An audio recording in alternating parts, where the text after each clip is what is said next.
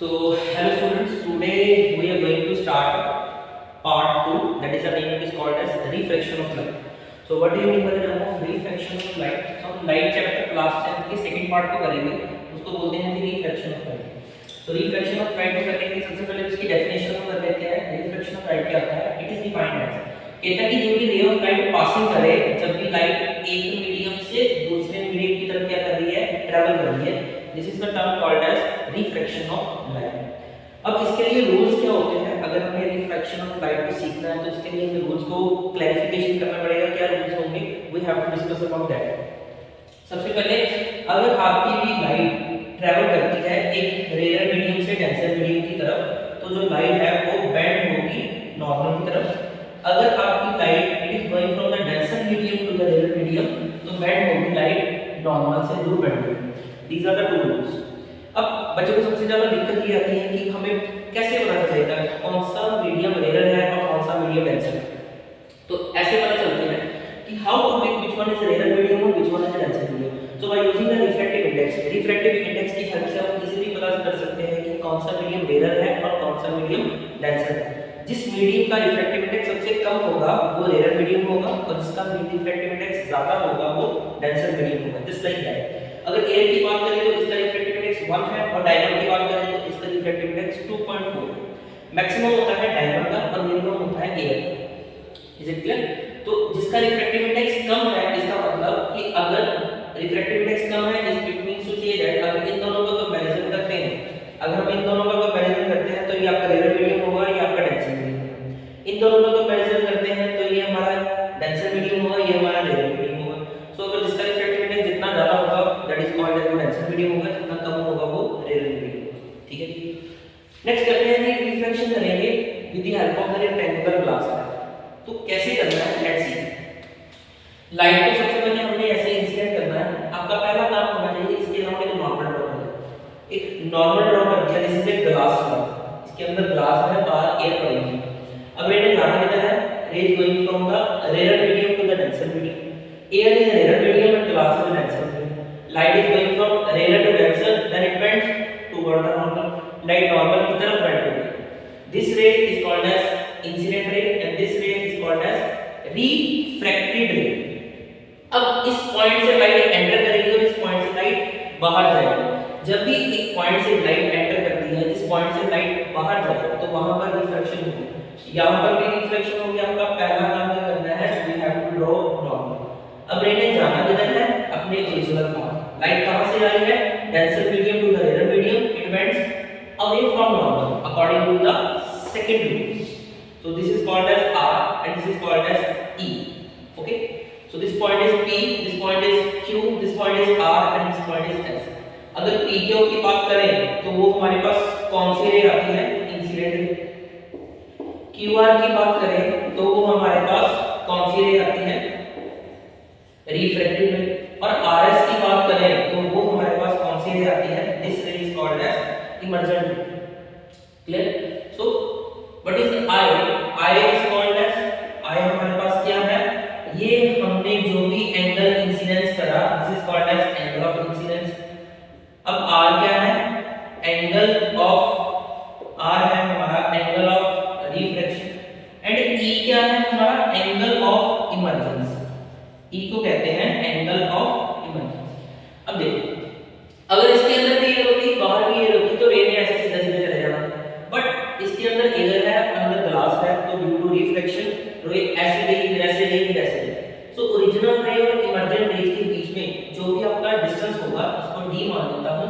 This distance is it is called as, उसको मैं क्या बोलूंगा? वो मेरे पास होता है, उसको लिखते हैं that is called as lateral displacement. So what do you mean by the term of lateral displacement? The perpendicular distance between the original ray या incident ray or emergent ray, that is the term called as lateral displacement. Okay. So next हमें करना है topic का लिखना है laws of refraction of light. So सबसे पहले तो पेपर में क्वेश्चन आता है कि what do you mean by the term of refraction of light and we have to explain about the laws of refraction of light. तो दो laws होते हैं रिफ्रैक्शन ऑफ लाइट में. पहला लॉ आता है जो भी आपकी इंसिडेंट रे है, रिफ्लेक्टेड रे है एंड नॉर्मल.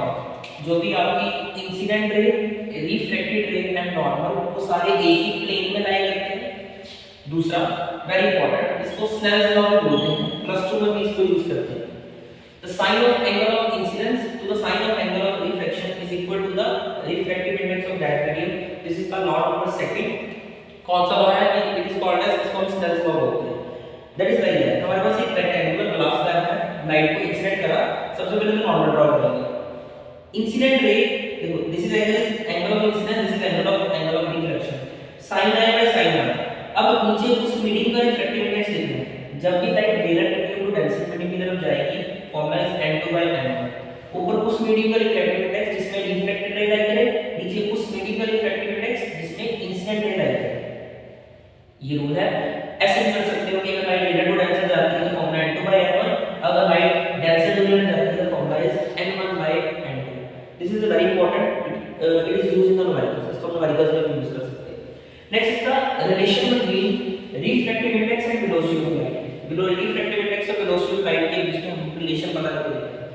तो रिफ्रैक्टिव इंडेक्स हमेशा वेलोसिटी ऑफ लाइट के इनवर्सली प्रोपोर्शनल होता है। जितना ज्यादा किसी मीडियम का डेंसिटी, अगर किसी भी मीडियम का रिफ्रैक्टिव इंडेक्स जितना ज्यादा होगा उतनी उसकी वेलोसिटी ऑफ लाइट कम होगी एंड वाइस वर्सा। जैसे एयर का refractive index divided by medium का रिफ्रैक्टिव इंडेक्स 50 किसके इक्वल आएगा? Velocity of medium divided by velocity of air.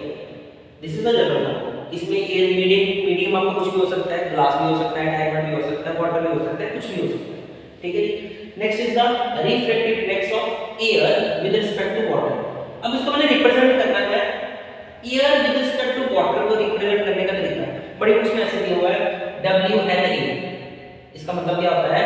Air with respect to water.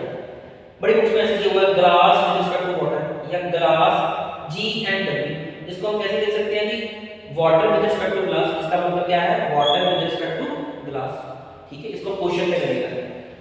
जैसे यहां पर हमारे पास क्वेश्चन है, light is going from the air to glass, calculate the velocity of light in glass.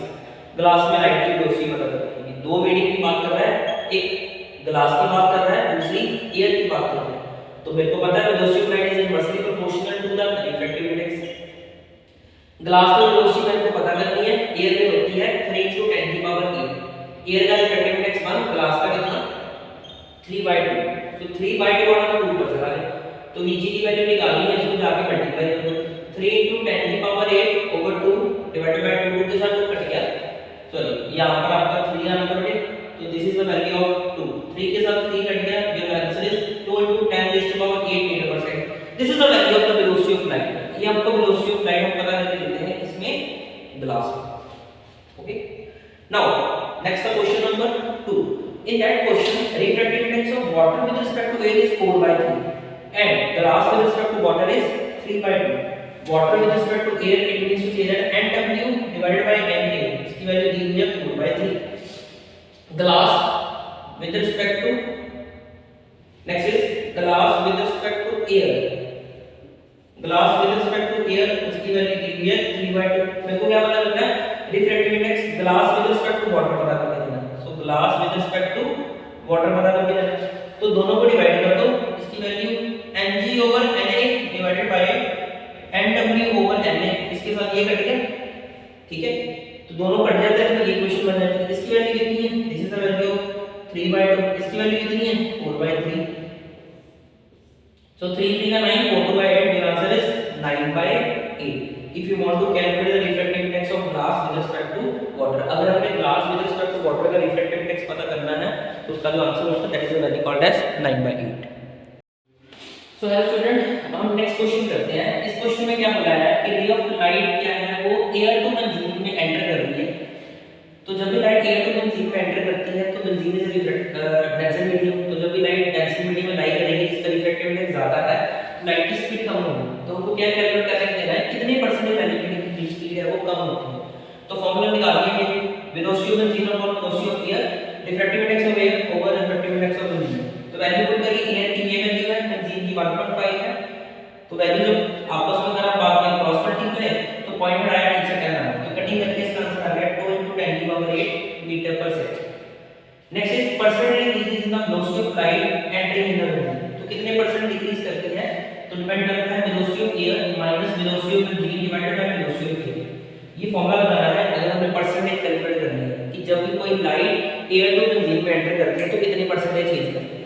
तो निकालने का फॉर्मूला, एयर में 3 × 10⁸, बेंजीन में 2 × 10⁸, फिर एयर में 3 × 10⁸। तो इसको किससे मल्टीप्लाई किया जाएगा, 100 से। ऊपर कॉमन आ गया 10⁸ 8 3 - 2 1 डिवाइडेड बाय 3 × 10⁸, साथ में आ गया आपका 100। इसके साथ ये कट गया, 100 को 3 से डिवाइड करते हैं तो ये आंसर आ जाएगा 33.33%। So this is the answer कि whenever the light is entering, जब भी आपकी जो लाइट है वो एयर टू बेंजीन में एंटर करेगी तो कितनी परसेंटेज आपकी जो वैल्यू है वो डिक्रीज हो जाएगी। ठीक है जी। इसके बाद हम करते हैं जी नेक्स्ट क्वेश्चन। तो ये जो नेक्स्ट क्वेश्चन है इसमें क्या बोल रहा है, इस क्वेश्चन में नेक्स्ट क्वेश्चन में हमें reflective of x with respect to y दिया है, y with respect to z दिया है और z with respect to x हमने निकाल दिया है। तो xy की वैल्यू 2/3, yz की वैल्यू 4/3 और zx की वैल्यू दी है। इसमें फॉर्मूला लिखता है जब तीन अगर मीडियम दिए हो तो तीनों का जो प्रोडक्ट होता है उसकी वैल्यू होती है 1 की। तो ये वैल्यू हमें दी हुई है, that is the value of 2/3, this value is 4/3 और zx की वैल्यू निकालनी है। तो अगर हम इसको सॉल्व करते हैं 4 का 8/9 into n of zx which is equals to 1। सो उधर ले जाओ, अगर n zx की वैल्यू निकालनी है तो 1 डिवाइडेड बाय 8/9, इसको सॉल्व कर ले तो zx की वैल्यू कितनी आ जाएगी, this is the value of 9/8। ठीक है जी। दूसरे पार्ट में वो कह रहा है कि स्पीड ऑफ लाइट x में दी हुई है, y में निकालनी है।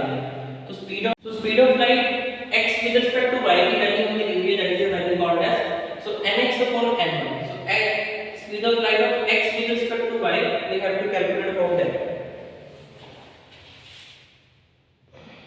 so speed of light nx/n1 की वैल्यू दैट इज 2/3 दी हुई है, तो इसको उधर ले जाते हैं, b की वैल्यू 2/3 into 3 into 10⁸।